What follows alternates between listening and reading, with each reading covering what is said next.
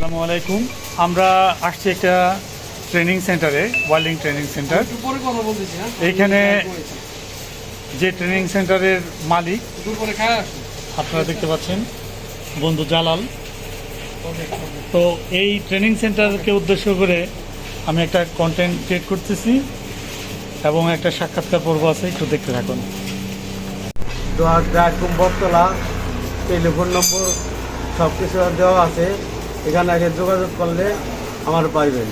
আর ঠিক মতো এখানে কাজ শেখা হয়, আপনারা যাচাই করবেন। আল্লাহর রহমতে সব জায়গার জায়গা মতো হবে ইনশাআল্লাহ। আচ্ছা ফরিদ, আমি এই ট্রেনিং সেন্টার সম্পর্কে বলতে চাই। আমার বন্ধু জালাল, ছোটোবেলার বন্ধু, খেলার সাথী। ওরা নিয়ে অনেক জায়গা ঘুরছি। এই বর্ষাকাল অনেক জানে জালাল। তো যাওয়ার সময় ফরিদ, তোমার সাথে যাওয়ার সময় হঠাৎ ওর দোকানটা দেখে আমি বাধ্য হলাম আমরা এখানে স্টপ করতে, এখানে থামতে। আমরা জানতে পারলাম একটা ট্রেনিং সেন্টার। এটা আমাদের দুহার থানার ডায়ারকুমের যে বটতলা বাজারটা আছে, সেই বটতলার বাজার এই ট্রেনিং সেন্টারটা। এখানে আমি শুনে অত্যন্ত আনন্দ লাগলো সত্যি, যে নট অনলি দুহার থানার ভিতরের লোকজনই সেখানে এখানে ঢাকার বাহির থেকেও আসে লোকজন, কুমিল্লা থেকে আসে না, বিভিন্ন ডিস্ট্রিক্টে, চিটাগং থেকে আসে। এবং তারা এখানে স্কিল ওয়ার্কার হয়ে যে বাইরে গিয়া এই যে রুজির পয়সা অর্জন করতেছে, তারা যে ইনকাম করার একটা ব্যবস্থা হইতেছে তোমার উসিলা, যদিও সব কিছুর মালিক আল্লাহ।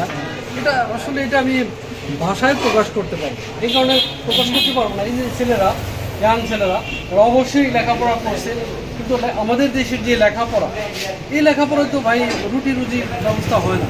লেখাপড়া তারা সারারা করায় একটা সার্টিফিকেট হাতে ধরায় দেয়, তারপরে তারা খোঁজ নেয় না যে একটা ব্যাস স্কুল থেকে বের হয়ে যাওয়ার পর তারা কি করছে, তারা কিভাবে ইনকাম করতেছে।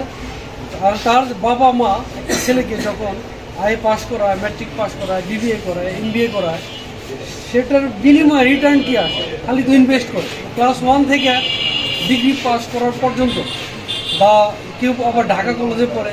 তারপরে লাস্টে তারা কি করে, এই ওয়েল্ডিং শিখে, ইলেকট্রিক্যালের কাজ শিখে। তারা এই কাজটা শিখেই কিন্তু ভবিষ্যতের যে অর্থনৈতিক ভিত, সেটা এই কাজের মাধ্যমে মজবুত করে। এই কাজের মাধ্যমে তারা কিন্তু ইনকাম করে। বেশিরভাগ ছাত্রছাত্রীরাই কিন্তু একটা স্কিল অর্জন করতে হয়।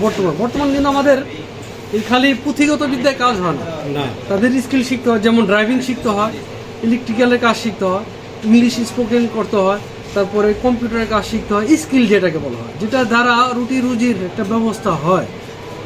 সেই ব্যবস্থাটা তুমি যে করছো, আমি যে কত খুশি হয়েছি, এটা আমি ভাষা প্রকাশ করতে পারবো। কারণ আমি কোভিড-19 আমি দেখছি স্কুলের টিচারদের, আমি সবাইকে বলছি না, মানে ম্যাক্সিমাম টিচার, কিছু টিচার এখনও চেষ্টা করে, তারা ভালো করার চেষ্টা করে, ছাত্রছাত্রীদের খোঁজ নেয় এবং তারা ভালো একটা শিক্ষা দেওয়ার চেষ্টা করে, কিছু বোঝানোর চেষ্টা করে। যদিও তারা অতটা, কারণ বর্তমানে এখন হাই স্কুল, কলেজ, বহুত স্কুলে টিচাররা ইংলিশের টিচার বাংলায় বক্তব্য দেয়। তো টিচার যদি বাংলায় সে ক্লাস করায়, তো ওই ছাত্র কী শিখবে? ওই টিচার কাছে কী শেখা যায়? ইভেন কোভিড-19 যখন ক্লাস নিল কিছু টিচার আমি দেখলাম, তারা চেষ্টা করছে, তাদেরকে আমি ধন্যবাদ দিই। ম্যাক্সিমাম টিচাররা তারা বসে এটা আমি বলবো হারাম পয়সা খাইছে। তারা ছাত্রছাত্রীদের বাড়িতে গিয়া মাসিক বেতনটা তারা নিয়ে আসছে। তারা কি করছে? আচ্ছা আলাদ, হ্যাঁ বলো। আমি যেটা জানতে চাই সেটা হলো, তুমি তো বাইরে থাকো, তো আমরা দেখি যে বাহিরে আমাদের যে ছেলেরা ইন্টারনেট ডিগ্রি কমপ্লিট করে, স্কুল থেকে বের হয়, এরা মূলত একটা অহংকার তৈরি হয়, আবার রাজনীতি সক্রিয় হয়। অবশ্য প্রবাসে যখন যায়, এরা আমাদের ইন্ডিয়া, পাকিস্তান, এই সমস্ত জায়গায় আমরা বাংলাদেশি যারা আছে, তারা কিছুটা পিছনে পড়ে থাকি। কারণ আমাদের এই পয়েন্টটা একটু বলো। আমার দুহারি এক ফ্রেন্ড দুবাই একটা দোকান দিছে, সেটার নাম রাখছে ক্যাফেতেরিয়া। সে নিজে চা বানায়, সে বিক্রি করে, এবং অনেক সময় তাকে মানে শার্ট প্যান্ট ইন করে এত সেন্টেন মেরা, যাই হোক, তার আন্ডারে 4-5 জন কর্মচারী আছে, গুড, সে ইনকাম করতেছে। কিন্তু ওখানে তার কোনো ইগো নাই, অহংকার নাই। তো আমাদের দেশে যখন একটা ছেলে চা বিক্রি করতে যায়, আমরাই তাদের পিছিয়ে লাগে, তুই চা বিক্রি করো। এই জিনিসটা বলতে হবে আমাদের যে কালচারটা, এই কালচারটা থেকে বেরিয়ে আসতে হবে। কাজ সেটাকে রেসপেক্ট করতে হবে, আমাদের সম্মান করতে হবে, তাহলে একটা জাতি মানে উন্নতি পারে। যেমন এক্সাম্পল চায়না, তারা একসময় দেখলো তাদের জাতিটা পিছিয়ে পড়ে যাচ্ছে, তারা অর্থনৈতিকভাবে 10 বছর আগেও কতটা পিছনে ছিল আমরা জানি না, কিন্তু অনেকে জানি অনেকে জানি না, অনেক পিছনে ছিল আমাদের দেশের চেয়ে। তারা কি করলো, তারা তথাকথিত এই ডিগ্রি বিবিএ এমবিএ বন্ধ করে দেয়া তারা কি করলো, টেকনিক্যাল স্কুল চালু করলো, তারা ভোকেশনাল ট্রেনিং চালু করলো বেশি বেশি, তারা ইঞ্জিনিয়ারিং, তারা একটা কম্পিউটার কিভাবে তৈরি করতে হয়, কিভাবে বানায়, কিভাবে রিপেয়ার করতে হয় সেটা শিখালো। আর আমাদের দেশে কি করে জানো, কম্পিউটার আবিষ্কার করছে কি সেটা পড়া। হ্যাঁ, আমাদের দেশে পড়ায় রবীন্দ্রনাথ ঠাকুরের জন্ম তারিখ কবে, তাজমহল কে বানাইছে, এগুলি পরে তো কোনো লাভ নেই রে ভাই। একটা ছেলে কেন আজকে ক্লাস 5-এ যে পড়ে তার পিঠ বাঁকা হয়ে যায় বইয়ের ভারে, তার তো ইংলিশ কন্টিনিউ, তার ইংলিশের যেই নলেজটা সেটা নেওয়া উচিত ছিল, তার টেকনিক্যাল বা তার যেই কি বলে হেলথের যে কন্ডিশন আমরা বর্তমানে দেখি। আমি আরেকটা চলে গেলাম হেলথে, আমি গতকাল আমার ওয়াইফকে নিয়ে গেছিলাম। করতে হবে বর্তমান সময় এসে আমাদের দেশে সবার উদ্দেশ্যে আমি বলতে চাই যে বর্তমানে টেকনোলজির যুগ, টেকনোলজি চিনতে হবে, টেকনোলজি জানতে হবে, উন্নত প্রযুক্তি কি জানতে হবে, প্রযুক্তির ভাষা বুঝতে হবে, প্রযুক্তির ব্যবহার বুঝতে হবে। কারণ বাংলাদেশে যেটা না হতেছে বাইরে গিয়া বর্তমান ছাত্রছাত্রী যারা আছে বা স্কুল কলেজে ইউনিভার্সিটি, তাদের উদ্দেশ্যে কিছু বলার থাকলে। বর্তমান ছাত্রছাত্রী ইউনিভার্সিটি যারা লেখাপড়া করে তার উদ্দেশ্যে বলবো, যারা হাই প্রোফাইল স্টুডেন্ট, যারা A+ পাওয়ার স্টুডেন্ট, তারাই উচ্চ শিক্ষিত হয়ে এই দেশে কিছু করতে পারবে। আর যারা ওই যেটা মনে করো লেখাপড়া সবার দ্বারা হয় না এবং পুশিং করলেও ওটা কাজ হবে না, যারা একটু মানে মধ্যম স্টুডেন্ট যেটাকে বলা হয় আর কি, নলেজের দিক দিয়ে বা কিসের দিক দিয়ে, ব্রেনের দিক দিয়ে একটু কী বলে উইক, তাদেরকে বলবো তারা ম্যাট্রিক পাস করে একটা টেকনিক্যাল কাজ শেখার জন্য, যেমন তোমার এখানে শিখতেছে ওয়েল্ডিং, ঠিক 6G 4G, এবং এগুলি শিখে অন্য ডিস্ট্রিক্টের ছেলে পেলে এগুলি শিখে নিউজিল্যান্ড সুইজারল্যান্ড গিয়ে, তারা ইভেন সিঙ্গাপুর গিয়া পারমিট নিয়ে তারা ওই দেশের ইমিগ্রেন্ট হয়ে উন্নত জীবনযাপন করতেছে এবং লাখ লাখ টাকা ইনকাম করতেছে। আর এই দেশেরই স্টুডেন্ট বিএ পাস করে MBA তথাকথিত একটা সার্টিফিকেট নিয়ে তারা কিন্তু বেকার ঘুরতেছে।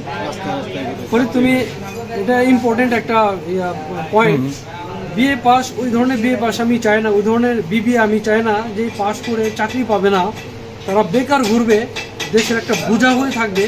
বাবা মা যেখানে লাখ লাখ টাকা ইনভেস্ট করে তাদের লেখাপড়া শিখায়, সেই লেখাপড়ায় কোনো রকম নামমাত্র একটা সার্টিফিকেট দিয়ে তারা বেকার ঘোরার চেয়ে এই জন্য একটা টেকনিক্যালের কাজ শিখে, আমি মনে করি বাইরে হোক বা যেখানেই হোক ইনকাম করে তার বাপ মা সেবা করা অত্যন্ত ভালো। আমি মনে করি আমার ওই লেখাপড়ার দরকার নেই যে লেখাপড়া আমার লাইফ শিখুন না, যে লেখাপড়া আমার রুজি হবে না, লেখাপড়া করা দরকার এই পক্ষে। এটা লেখাপড়ার মতো লেখাপড়া না হলে তার এই টেকনিক্যাল লাইনে আসা উচিত এবং এটাকে রেসপেক্ট করা উচিত।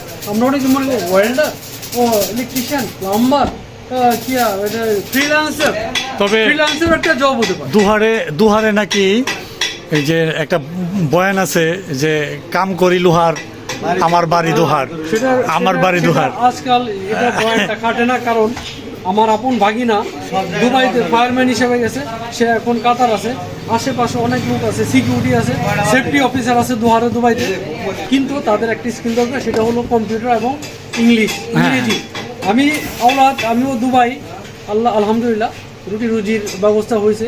আমার প্রধান মাধ্যমটা ছিল আমি 2-4 কথা যাই বলছি ইংলিশে, সেখানে কথাবার্তা বলাতে আমাকে কিন্তু একটা চাকরি ব্যবস্থা করে দিয়েছে, আমার ম্যানেজমেন্টে ভালো একটা পজিশনে। আমি যাই হোক আমার হিসেবে, আমি ছোটো মানুষ, ওই হিসেবে আমি ভালো একটা চাকরি করি এবং সেটার অবদান তুমি 2-4 তুমি দারুণ একটা মহৎ একটা কাজ করতেছো। তুমি এই কাজের মাধ্যমে এটা একটা সেবামূলক প্রতিষ্ঠান মনে করি। নট অনলি এটার দ্বারা যদি 10টা ছেলে বেকারত্ব ঘুচে,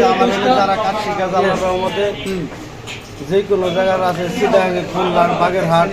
আচ্ছা, বাহিরে থেকে যদি কেউ আসে তাহলে তার থাকা খাওয়া কিভাবে সম্ভব, বা কি খাওয়ার জায়গা সব আছে ইনশাল্লাহ। আমার এখানে থাকা খাওয়ার সুবিধা আছে, সব আছে, রুম আছে, থাকা খাওয়ার জায়গা আছে। কিরকম মানে টাকা লাগে এখানে, মানে থাকা খাওয়া তোমার থাকা খাওয়া তো এটা গ্যারান্টি নেই, কেউ 5,000 খায়, কেউ 10,000 খায়। না না সেটাই, রুম আছে, তোমার শিখার টাকা খাইতে পারবো।